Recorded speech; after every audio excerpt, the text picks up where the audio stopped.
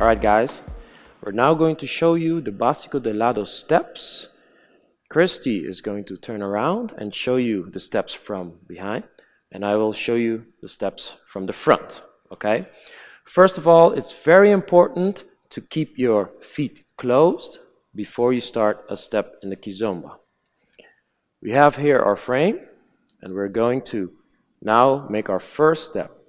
Guys, you step to the left, ladies to the right. Make sure you put your whole weight on your leg. Then we close our feet, and this is the second count. Then we continue. We step, guys, to the right. Make sure you put your whole weight again on this leg. Ladies, for you, it's the left leg. Then we close again here on count 4. And that's how we continue. So I will start again from the first count. 5, 6, 7, and 1, 2, 3, 4, 5, 6, 7, and 8. That's the Basico de Lado.